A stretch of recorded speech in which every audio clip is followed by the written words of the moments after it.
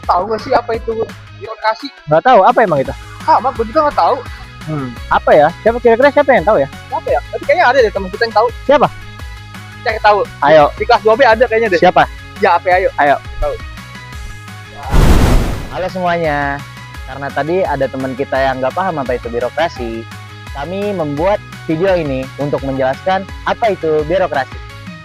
Kalau kita membahas politik, mungkin yang ada di pikiran kita adalah DPR, presiden, atau pemilu.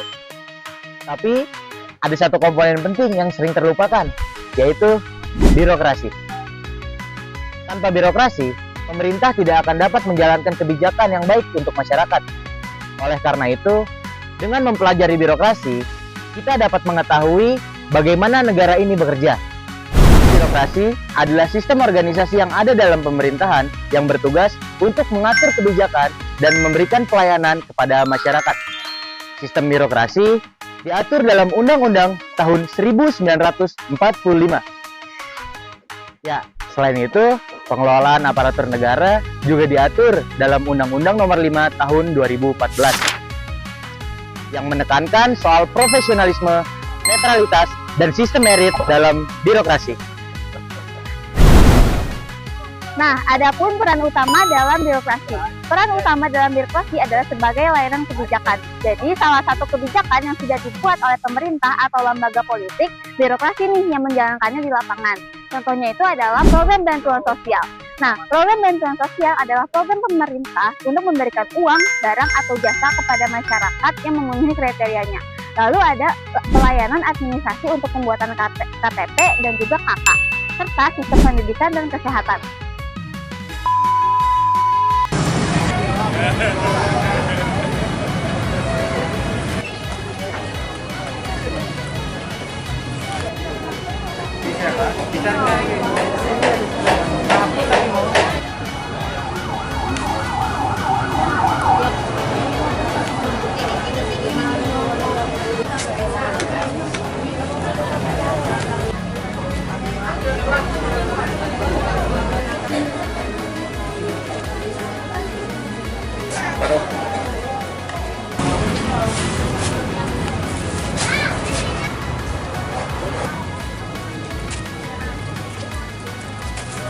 Kanji, terima kasih Pak Kapolok, terima kasih Kepala Kantor Pos dan juga teman-teman semua pada sejahtera. Amin. Ya Rabbal Alamin, kami akhiri Allahumma fiq.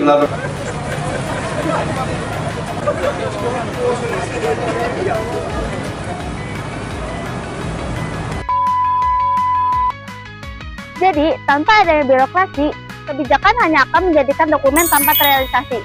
Oleh karena itu, birokrasi ini dapat dikatakan sebagai mesin utama dalam menjalankan sebuah negara. Selain sebagai pelaksana, birokrasi juga berperan sebagai perumus kebijakan publik. Karena dalam hal ini mereka memiliki keahlian dalam hal analisis data dan pengalaman langsung di lapangan. Mereka sering memberikan masukan, saran maupun kritik, sekaligus merumus kebijakan publik yang nantinya akan diputuskan langsung oleh elit politik.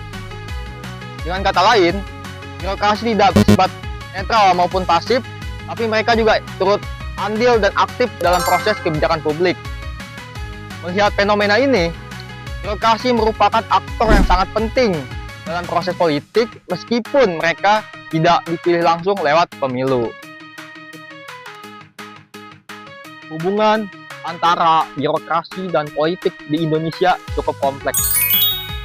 Secara teori, birokrasi harus netral dan profesional.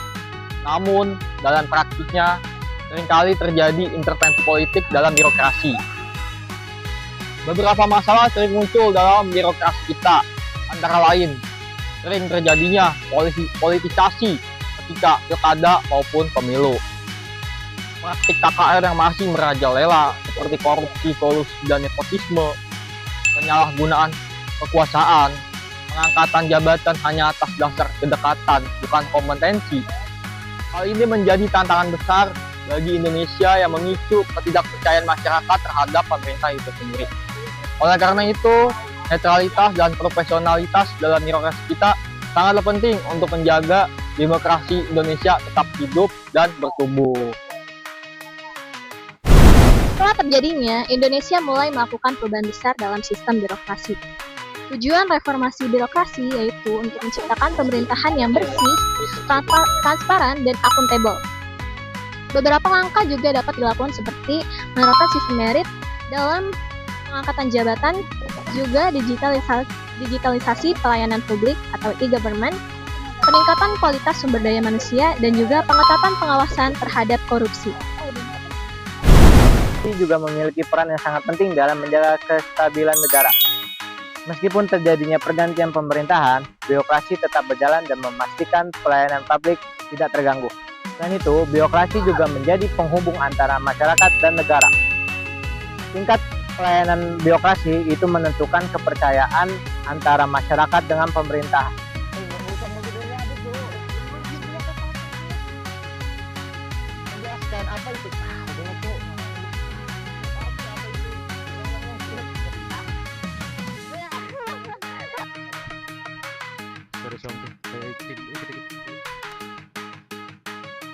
Pelan-pelan.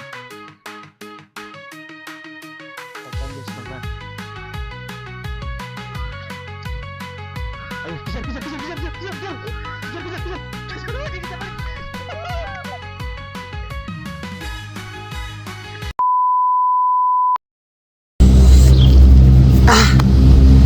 Pusing banget kepala gue ya.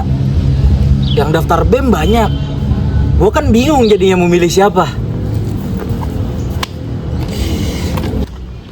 Itu, Yuk, kan kebetulan kemarin kita udah wawancara calon anggota BEM Wakanda.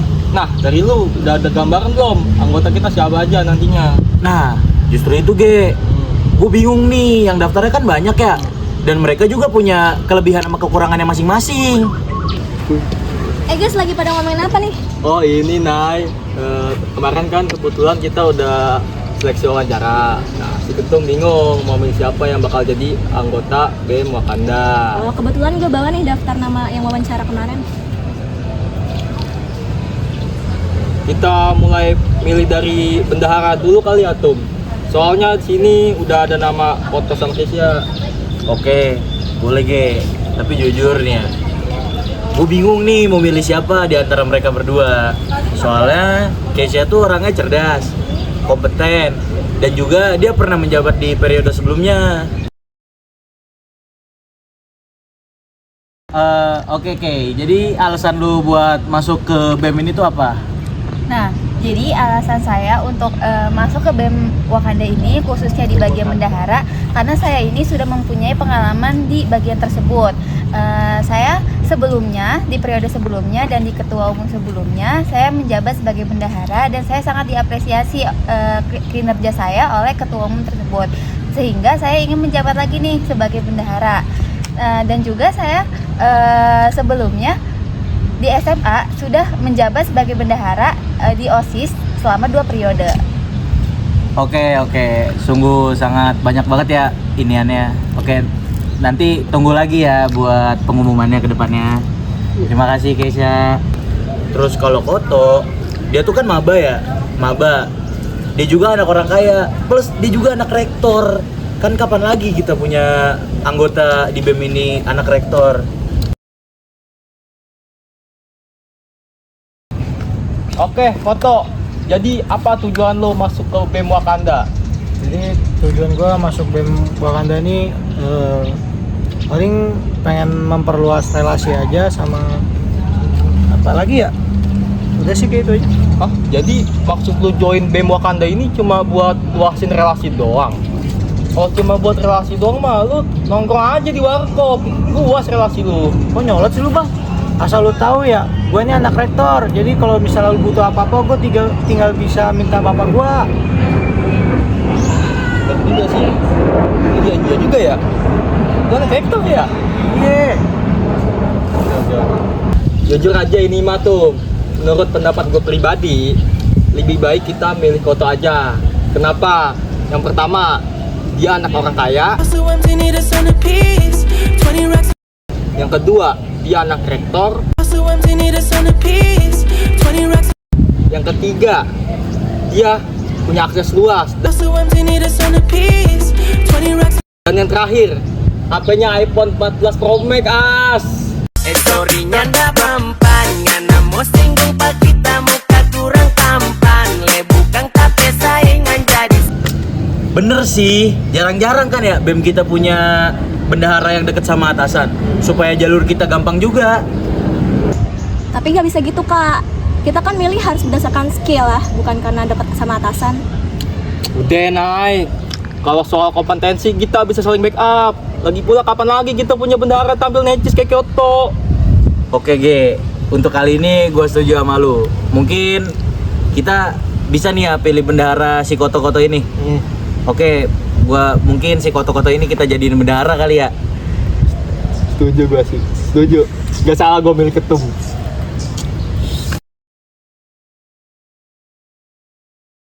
Nah sumpah gue keterima. Gue sekarang jadi bendahara BEM Wakanda. Gak sia-sia gue wawancara sama Bang Gerald sih.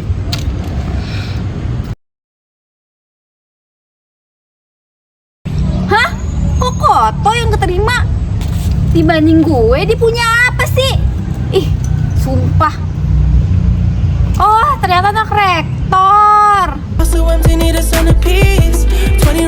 Wah, ini mah nepotisme. Halo kamerat, jadi pelajaran yang bisa kita ambil dari video tersebut adalah kita gak boleh memilih seseorang dalam suatu institusi atau birokrasi itu hanya sekedar kedekatan, kekayaan, atau popularitas. Tapi kita juga harus memperhitungkan aspek kompetensi dan kemampuan dari individu itu sendiri. Nah, praktek KKN di Indonesia ini, khususnya birokrasi, itu masih marak banget, khususnya di lingkungan kampus. Gitu kamerat. Sepakat.